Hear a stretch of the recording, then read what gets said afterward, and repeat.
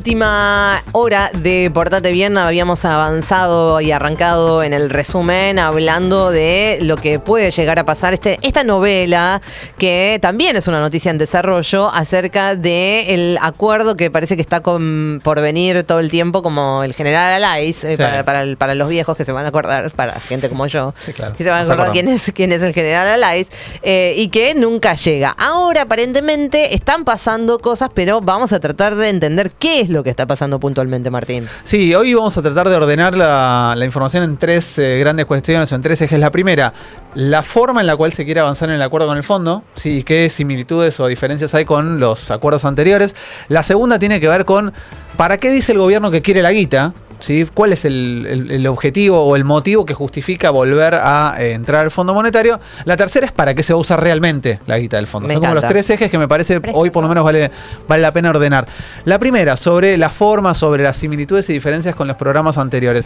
Acordémonos que desde que Néstor decide pagarle al fondo taca, había oído un paréntesis de discusiones sobre el fondo, que si participábamos o no hablábamos del Fondo Monetario. Hay una generación en nuestro país que descubrió el Fondo Monetario con Macri, ¿sí? Que no sabía que existía algo así como el Fondo Monetario Internacional. Por ejemplo. Bueno, el Fondo Monetario vuelve a la Argentina de la mano de Macri.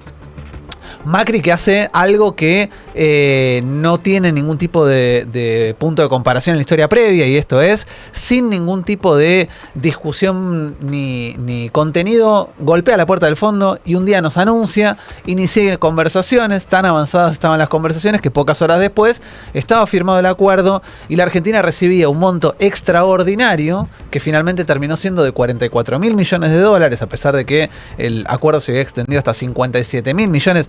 Digo, para que tengamos noción del número que estamos hablando, el total de la deuda externa argentina que deja la dictadura al alfonsinismo es de 43.000 millones. Macri le pide al Fondo Monetario, solamente al Fondo Monetario, 44. Para dar dimensión del volumen de guita que se le pide al fondo. Está buena la comparación, porque a veces se nos escapa en esos volúmenes tan altos, no terminamos de entender, terminamos de dimensionar el impacto que tiene y aparte la dependencia que genera después hacia adelante esa deuda que se construyó. Bueno, Macri lleva adelante un proceso de toma de deuda por fuera de todos los estándares conocidos. De hecho, la Auditoría General de la Nación denuncia incumplimiento de un montón de procesos administrativos que Macri decidió no cumplir en una deuda que es tremendamente irregular. ¿Esto significó que el fondo decidiera revertir? Nada. El fondo puso la guita y la guita se fue, se fugó, se voló. Otro ejemplo para comparar es lo que pasó con el gobierno de Alberto. ¿Sí? Alberto Fernández junto con Martín Guzmán dijeron, tenemos un quilombo grande a resolver que es la deuda de Macri, 44.000 palos que hay que pagar a partir de mañana. Bueno, ese gobierno decidió un proceso distinto que es renegociar con el fondo, pero con un acuerdo político expreso del gobierno, del Congreso. Recordemos que Guzmán lleva adelante un proyecto para renegociar la deuda con el fondo, lo presenta en el Congreso. Esa discusión generó un debate muy fuerte al interior de lo que era entonces el Frente de Todos. Recordemos también que en ese contexto el Frente de Todos se termina quebrando en la discusión respecto al Fondo Monetario y hubo adhesiones de la oposición al acuerdo con el Fondo Monetario que se aprobó en el Congreso en el contexto del gobierno de Alberto Fernández. Dos formas muy diferentes de encarar un proceso de negociación con el fondo. Pero lo interesante es que el gobierno reconocía, y lo veíamos al comienzo del programa, que a partir de una ley que se la conoció como Ley Guzmán, que es en realidad una ley de fortalecimiento de la sostenibilidad de la deuda externa argentina, ley que se aprueba en ese contexto, hay una serie de requisitos para poder generar, construir nuevos acuerdos o modificar programas existentes con el Fondo Monetario Internacional. A pesar de todo esto, sale el comunicado que veíamos hace un rato al comienzo del programa, comunicado en el cual la Oficina del Presidente, que es este nuevo organismo que creó el gobierno nacional hace un buen rato, nos enteramos que a pesar de que había dicho Milei en entrevistas, Franco confirmado en otras entrevistas, que no, el procedimiento requiere presentar un proyecto en el Congreso y que el proyecto sea aprobado, bueno, deciden que lo van a hacer por decreto de necesidad y urgencia. Esa decisión ocurre casi en paralelo con la comunicación de Juli Kozak, que es una de las voceras del Fondo Monetario, diciendo, para nosotros no es tan importante que haya un proyecto aprobado en el Congreso. Digo, nosotros no dependemos de eso. El board y el staff no mira la forma política interna en la cual el gobierno decide avanzar en esta búsqueda de un nuevo acuerdo. Ahora, vayamos a la cuestión fundamental detrás de todo esto. Lo decíamos un poco antes, a veces la ley es difícil de entender, a veces es medio rebuscada. Dije, vamos a mirar la ley entera, ¿sí? La ley es una ley súper cortita, tiene 4 artículos. El artículo 2 de la ley, que lo vamos a ver en este momento, bajamos un poco ahí en la página de Boletín Oficial y vamos a llegar al artículo 2, ¿sí? Y se los voy a leer porque es bastante simple y cortito. Dice el artículo 2. Dispónese que todo programa de financiación u operación de crédito público realizados con el Fondo Monetario Internacional, no es que dice ambiguamente con quién, es con el Fondo Monetario Internacional, así como también cualquier ampliación de los montos de esos programas u operaciones, requerirá de una ley del Honorable Congreso de la Nación que lo apruebe expresamente. No hay grises en esto.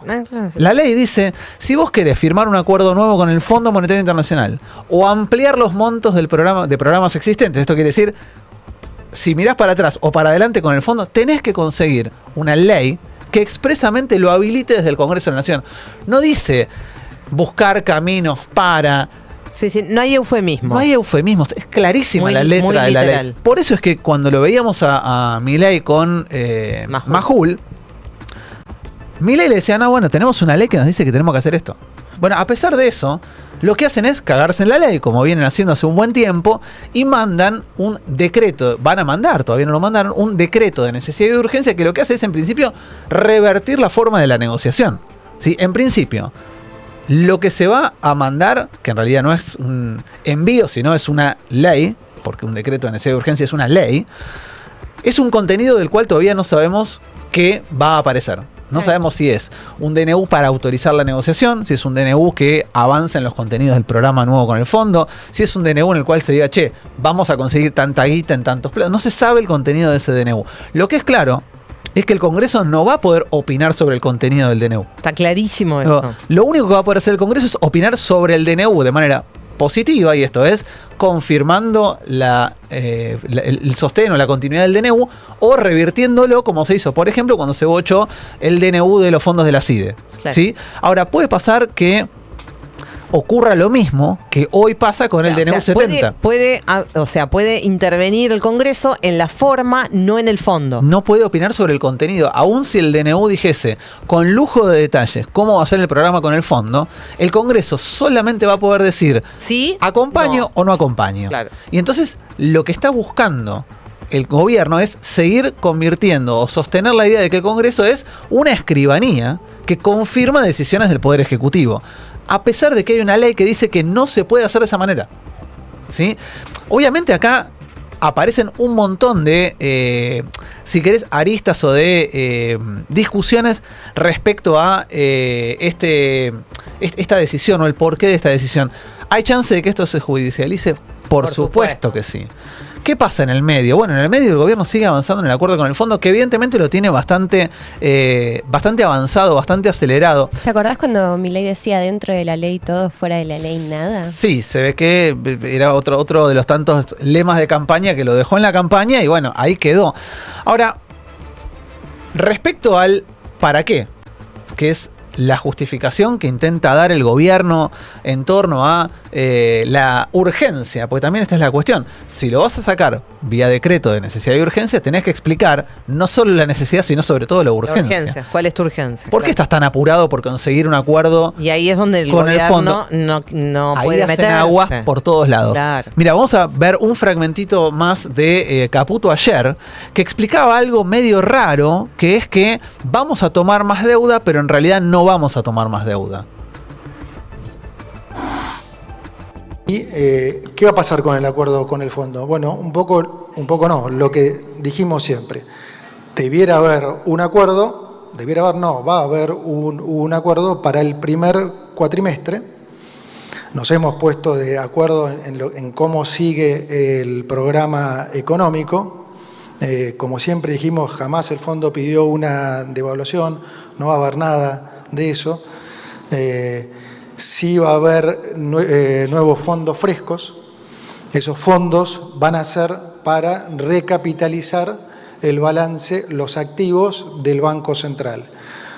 no van a implicar un aumento de la deuda bruta. ¿Por qué? Porque ese préstamo del Fondo Monetario que va a ir al Tesoro Nacional, el Tesoro Nacional con esos fondos va a recomprar deuda que tiene el Banco Central en su activo, deuda del propio Tesoro. Entonces va a estar cancelando deuda contra el Banco Central y va a estar reemplazando esa deuda por dólares que van a estar respaldando, por supuesto, los pasivos del Banco Central.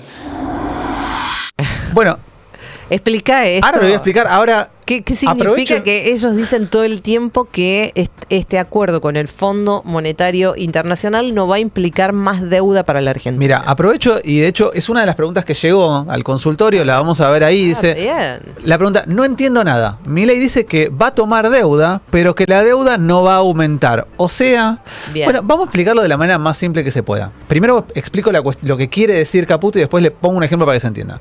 Caputo lo que dice es, el Tesoro, o sea, el gobierno, le debe plata al Banco Central. Le debe dólares al Banco Central. Como le debe dólares, le dio unas letras, unos papeles, Ujú. que dicen, che, yo te debo esto. Esas letras son letras intransferibles. Quiere decir que el Banco Central no puede hacer nada con esas deudas, con esas letras. Ujú. Las renueva constantemente y entonces es una deuda que no se mueve. Es una deuda que nadie le reclama a nadie. Dice Caputo, lo que vamos a hacer es pedirle al Fondo Monetario, el gobierno, dólares frescos para cancelar esa deuda. Esto es, para pagarle al Banco Central esos papeles y eliminar, romper esos papeles. Entonces lo que dice es, no estamos generando nueva deuda, porque eliminamos una deuda que ya existía. Para que se entienda, leí hoy a la mañana o ayer a Nicolás Doskin, que es un economista muy piola en redes, y tiró este ejemplo muy concreto, se lo robo y le dije, te lo voy a robar. Supongamos que vos estabas juntando guita para el cumple de 15 de tu hija. Bien. ¿Sí? Y lo haces a la vieja usanza. Tenés una caja en tu casa y vas guardando billetes ahí. ¿Sí? Metés plata en una cajita para el cumple de 15. Pero de repente tuviste un quilombo, un mes, 2 meses y necesitaste manotear guita de ahí porque no te alcanzaba para pagar, no sé, una cuenta de luz. ¿Qué haces vos? Bueno, agarrás y dejás en la cajita un papel que dice... Retiré, Me claro. llevé 100, retiré 100. ¿Y esto qué quiere decir? Que le debes a la caja del futuro cumple de 15 de tu hija, guita. Sí. Se la debes vos. Sí. Tu hija te la va a reclamar y no te la va a reclamar porque guita vos estás juntando para el cumpleaños de 15. Bueno, supongamos que la solución para sacarte ese problema de encima es ir al busca del barrio, al que presta guita a Al tasas, prestamista, al sí. prestamista, al que te presta tasas usurarias, y le tomás una deuda por el equivalente a lo que le debes a la caja del cumple de tu hija, Sí. y entonces agarrás la plata esa, la volvés a poner en la cajita y sacás los papeles. Sí. Vos eliminaste esa deuda, no le debes nada a la caja. ¿A quién le debes ahora? Al usurero. Al usurero que te va a venir a reclamar en las peores condiciones del mundo. Es Págame la que me debes. Es Bueno, espectacular. eso es lo que está haciendo Caputo. No existe en la historia que vos pidas plata fresca para cancelar deuda intraestado. Es un absurdo. Es un delirio lo que están haciendo. Y entonces, lo que hay que decir es, no solo es un absurdo, sino que además contradicen lo que ellos mismos decían Exacto. hace, no 20 años, hace una semana, 2 años. Fíjense, tengo 2 placas que comparte Julia Estrada de Milei y de Caputo, refiriéndose a la deuda. Primero, decía en 2023 Milei, aviso al Fondo Monetario, esto es en julio del 2023, ¿sí? Un Milei ya lanzado como candidato a presidente. Ujú. Si el Fondo Monetario Internacional continúa con esta conducta de regalarle plata al gobierno para que la rifen intentando controlar el precio del dólar, los argentinos tendremos que revisar nuestros compromisos con el fondo. Coincido, Maite. No podemos seguir sosteniendo este modelo a costa de las generaciones futuras. Viva la libertad, carajo. Bless. ¿Qué es lo que le está diciendo al fondo? Che, no le des guita a Massa para que Massa controle el tipo de cambio usando esos dólares. Pero hermano, vos estás pidiéndole guita exactamente para hacer lo mismo que hace, no 20 años, 2 años atrás, año y medio en realidad, estabas diciéndole al Fondo Monetario, ojo que si seguís con esta yo no voy a cumplir si llego a ganar. Pero No miren, lo borró el tweet, lo pude sigue retuitear. estando, sí, sigue estando ahí. Ahora, fíjense lo que dice Luis Toto Caputo, que se cree un fenómeno de las economías mundiales. Le contesta en febrero del 2024, hace, insisto, Nada. Le contesta a Cristina. Un año. Dice, señora, nunca es tarde para aprender un concepto económico muy básico y que lamentablemente usted siempre ignoró. Deuda solo se toma cuando hay déficit fiscal. Mira. Un año hace que Caputo Hola, decía, Toto. no, deuda yo si no tengo déficit no necesito. Como dirían ellos, principio de revelación. Espectacular. O sea, tenemos superávit fiscal, que es lo que garantiza que el modelo es maravilloso, pero al mismo tiempo que tenemos superávit fiscal, tenemos que ir a pedirle escupidera al Fondo Monetario porque nos estamos quedando sin dólares. Y entonces ahí viene la verdad de la milanesa. El trasfondo de por qué el gobierno está desesperado por avanzar en un acuerdo muy rápido con el Fondo Monetario que le deje guita. La razón de fondo la venimos planteando acá hace tiempo. Lo que es insostenible del programa económico de Milei y Caputo es que la demanda de dólares es mucho mayor que la oferta. Salen mucho más dólares del sistema que los que están entrando. Ya pasó el momento de fiestita del blanqueo. Son mucho más los dólares que están saliendo que los dólares que están entrando. Y entonces hay que preguntarse por qué se están yendo esos dólares. Bueno, hay algunas respuestas a esto. Primero, tenemos ahí una placa de Sergio Chousa, economista, que muestra cómo funciona la intervención del Banco Central para que no se le escape el dólar financiero. A ver. Clave. Miren este gráfico, explico muy rápidamente. El gráfico es la curva que explica el valor diario de uno de los bonos que más se utilizan para dolarizarse, que es el AL30 o el GD30. ¿Sí? La diferencia entre el AL, que es ley local, GD es ley norteamericana. Ok. Si es AL, es el bono que se suele utilizar, más allá de que se puede usar para hacer dólar contado con liquidación, o sea, afuera, se usa mucho para hacer dólar MEP. Esto es el dólar financiero. Perfecto. El GD30 tiene una particularidad, que es un bono que se usa para sacar los dólares no solo de circulación en el mercado interno, sino para sacarlos del sistema en Argentina, o sea, para fugárselos. Bueno, esta curva muestra desde las 11 de la mañana, que es cuando abre la rueda, hasta las 5 de la tarde, qué valor operó el GD30. Es un valor que va subiendo y de repente se desploma como si fuese un piano cayéndose de un séptimo piso. Sí.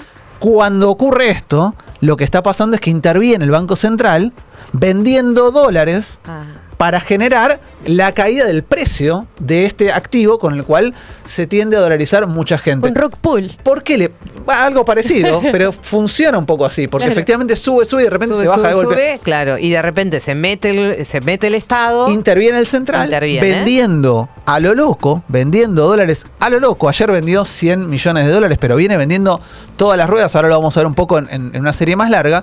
¿Para qué? Para que no se le escape la brecha, porque si se le escapa la brecha entre los financieros y el oficial, la sensación que quiere dar, que somos unos fenómenos, que hay estabilidad macro y que el orden macro, y como no hay emisión, entonces logramos que no haya presión. Las bolas.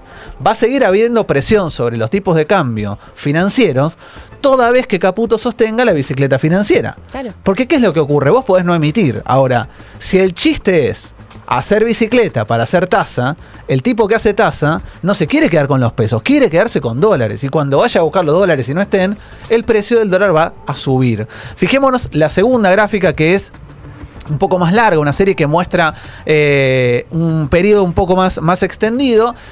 Y cómo en la última parte de esta serie se ve la intervención diaria. Todas las barritas que son celestes y naranjas, para quienes nos están viendo, es la intervención diaria que hace el Banco Central sobre los dólares financieros a través del AL30 y el GD30. ¿Sí? Vean como de repente una intervención que era más o menos pareja en gran parte de la serie, que arranca ahí por mediados del 2024, de repente empieza a hacerse mucho más intensa, ¿sí? Y de hecho, las curvas que se ven en color, pongámosle negrito, verde, no sé qué, muestran cómo en el último tramo hay una búsqueda por estabilizar el precio de esos dos activos en un número más o menos clavado, así que no se mueva demasiado. Bueno, esto significa todos los días el Banco Central vendiendo.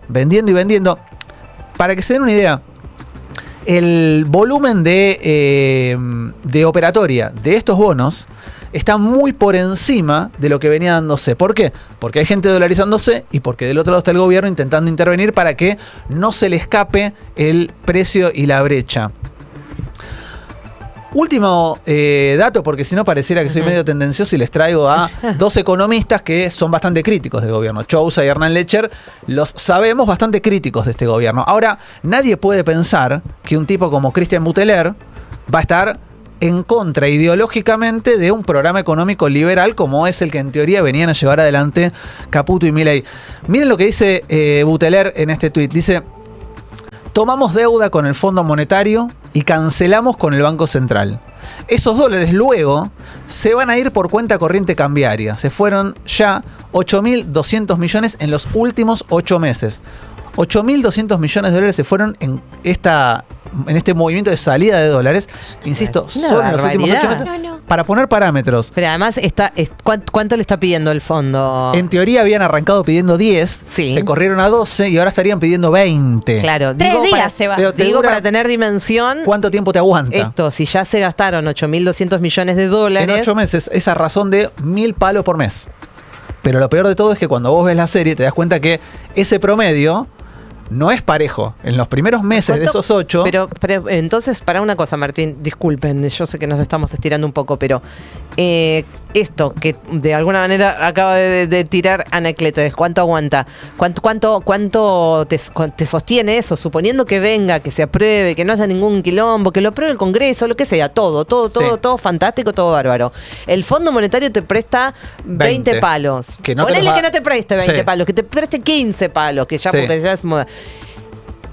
¿Cuánto te duran esos 20 palos a este ritmo? Es que este ritmo te dura mucho menos que los 8 meses por una simple razón.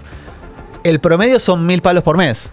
Pero cuando vos mirás qué pasó en los últimos 3 meses, claro, fue muy superior más al promedio. ¿Por qué? Porque hay un proceso de dolarización que se está dando sobre todo desde diciembre para acá. Okay. Digo, ya lo vivimos esto con Caputo. Cuando vos lo escuchás a Caputo diciendo, no, ahora esto va a ser diferente porque coso. Digo, Caputo fue a pedirle escupidera al Fondo Monetario y se fumó 15.000 palos en 2 meses.